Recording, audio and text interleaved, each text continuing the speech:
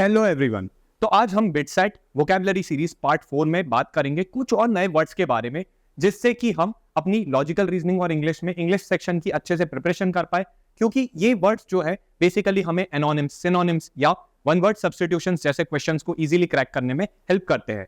तो चलिए जानेंगे कुछ वर्ड्स। आगे बढ़ने से पहले एक जरूरी बात, अगर आप अपनी लॉजिकल रीजनिंग और इंग्लिश की प्रिपरेशन को बूस्ट करना चाहते हैं तो आप हमारे LR and English finder pack को देख सकते हैं। यहाँ पे आपको LR एंड इंग्लिश से रिलेटेड सभी इंपॉर्टेंट कॉन्सेप्ट्स और प्रॉब्लम सॉल्व करने की टेक्निक्स वगैरह सिखाई जाती है। साथ ही साथ आपको यहाँ पे एक अच्छा खासा स्कोर मिल सकता है इन चीजों के जरिए। आपको इसकी डिटेल्स डिस्क्रिप्शन बॉक्स में नीचे मिल जाएगी। फिर भी अगर आपकी कोई भी कोर्स रिलेटेड क्वेरी है तो आप गिवन नंबर पर कांटेक्ट कर सकते हैं। आज का सबसे पहला वर्ड है कर्मजियन।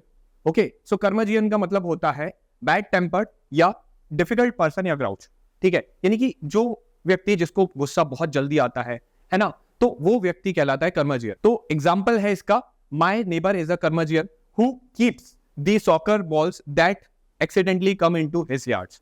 तो ये व्यक्ति जो दूसरों से नफरत करता है या उसके जो यार्ड में जो भी फुटबॉल्स आती है उसको जो है अपने पास में रख लेता है, फिर जो है बच्चों को लौटाता नहीं है, वो व्यक्ति के बारे में यहाँ पे टर्म यूज किया गया है कर्मजियन। ठीक है, तो वो व्यक्ति जो है जो शॉर्ट टेम्पर्ड होता है वही कर्मजियन कहलाता है। तो ये वर्ड हमने जान लिया। सेकंड वर्ड है डोंट। डोंट का मतलब होता है डिस्करेज, डिसहार्टन या लेसन द करेज ऑफ, यानी कि किसी को भी जो है डिस्करेज करना या उसको जो है डिमोरलाइज करना, तो वो कहलाता है डोंट, यानी कि काइंड ऑफ डराना।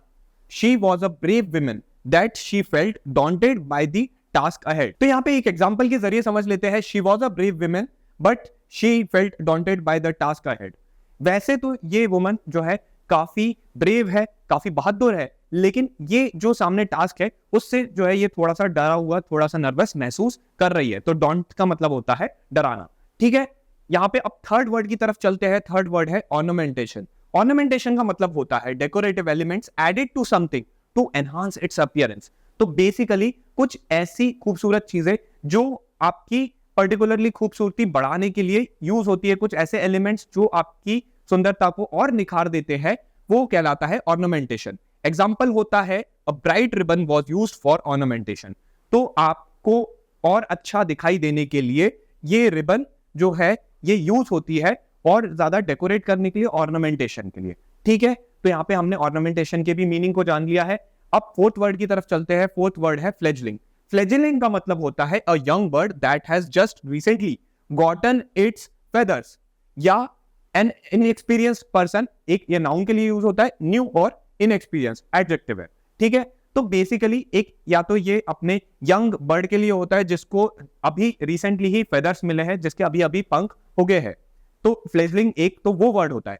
दूसरा जो नाउन के फॉर्म में यूज होता है, कोई भी व्यक्ति जो कि इनएक्सपीरियंस्ड है, ठीक है, एकदम नया है, उसके लिए जो है फ्लेजलिंग टर्म यूज किया जाता है। यहां पे हम इसी से रिलेटेड एक एग्जांपल देख लेते हैं। The fledgling writer could use the benefit of a good editor, यानी कि जो यंग राइटर है, नया राइटर है, उसी के लिए फ्लेजलिंग टर्म यूज किया गया है। ये जो है एक अच्छे एडिटर की जो है हेल्प लेकर के आगे बढ़ सकता है।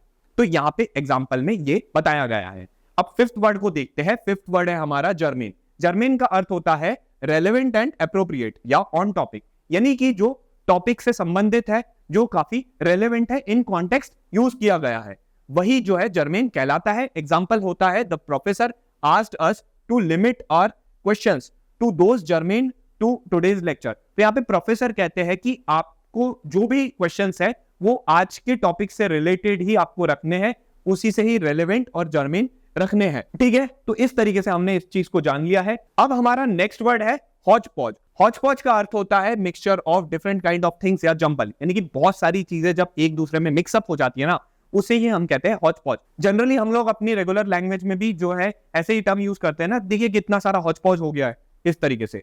एग्जाम्पल होता है the room was filled with a Hooch पॉच ऑफ फर्नीचर स्टाइल्स। तो यहाँ पे रूम में हम देख सकते हैं कि अलग अलग तरीके के फर्नीचर्स का स्टाइल देखने को मिला, यानी कि वहां पे हॉच पॉच हो गया है। सेवन टर्म है इनकार्नेटाइन। इनकार्नेटाइन का मतलब होता है ब्लड रेड और फ्लैश कलर्ड, यानी कि जो एकदम लाल है, जो अपने खून के रंग का है, वही इनकार्नेटाइन कहलाता है। एग्जांपल है when asked to describe the suspect people said his skin was incarnadine. तो जब उससे पूछा गया कि सस्पेक्ट को डिस्क्राइब करो, तो उसने बताया कि जो सस्पेक्ट है उसका जो कलर है यानी कि फ्लैश कलर का है, ब्लडी रेड कलर का है, तो वहां पे जो है उस कॉन्टेक्स्ट में इनकार्नाडाइन यूज किया गया। 8th टर्म है जेटिसन। जेटिसन का मतलब होता है डिस्कार्ड करना, किसी चीज को फेंक देना, कास्ट ऑफ करना, throw items overboard in order to lighten a ship in an emergency. तो यहाँ पे एक शिप के कॉन्टेक्स्ट में भी है कि जो आइटम्स शिप के अंदर है, अगर इमरजेंसी है तो उधर से जो है चीजें को बाहर कर दिया जाए, तो उस कॉन्टेक्स्ट में भी जेटिसन यूज होता है। एग्जाम्पल देख लेते हैं, keep the good memories in your heart and jettison the bad ones. तो आपको जो है अपने दिमाग में अच्छी मेमोरीज रखनी है, अच्छी यादें रखनी है, और जो बुरी यादें, बुरे ख्याल है, उनको जो है आपको बाहर कर देना है, जेटिसन कर देना है उन बैड मेमोरीज को। तो यहाँ पे हमने इस वर्ड को भी जान लिया। अब 9th वर्ड की तरफ चलते हैं। 9th वर्ड कहता है परफिडियस। परफिडियस का मतलब होता है डिसलॉयल, वायलेटिंग वंस ट्रस्ट।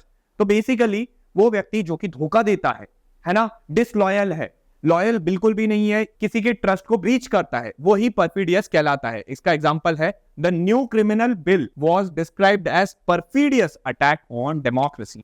तो यहाँ पे एक कोई नया क्रिमिनल बिल आया, तो इससे ये बताया गया है इस एग्जांपल में कि ये जो है एक परफिडियस अटैक है, यानी कि एक धोखा देने वाला अटैक है डेमोक्रेसी पर। इस तरीके से जो भी चीज धोखा देती है, डिसलॉयल होती है, वही परफिडियस कहलाती है।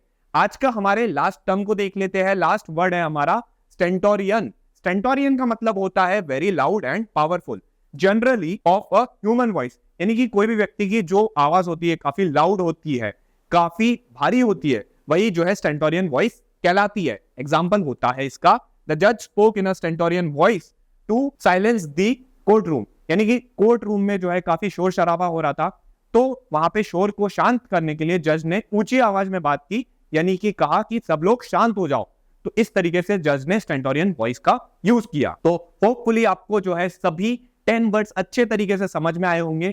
ये हम जो है लगातार सीरीज के फॉर्मेट में आपके लिए बिटसेट की प्रिपरेशन को बूस्ट करने के लिए ला रहे हैं, इसलिए इस सीरीज को जरूर पूरा देखें। ये सभी वीडियोस आपको एक प्लेलिस्ट फॉर्म में मिल जाएंगे, डिस्क्रिप्शन बॉक्स में आपको वो प्लेलिस्ट जरूर मिल जाएगी, तो उसको जरूर से आप सारे वर्ड्स देख लीजिएगा, क्योंकि हो सकता है इन्हीं वर्ड्स में से आपको कुछ वर्ड्स एग्जाम में भी देखने को मिल जाए, तो आप जो है कम से कम उन क्वेश्चंस को आप अच्छे तरीके से अटेम्प्ट कर पाएंगे। उम्मीद करते हैं कि आपको ये वीडियो पसंद आया होगा। वीडियो पसंद आया लाइक कीजिए, ज्यादा से ज्यादा शेयर कीजिए, और चैनल को जरूर सब्सक्राइब कीजिए, क्योंकि हम लगातार ऐसे ही कंटेंट आपके लिए ला रहे हैं। मिलते हैं अब आपसे अगले वीडियो में, तब तक ले जय Hind, thank you, God bless you.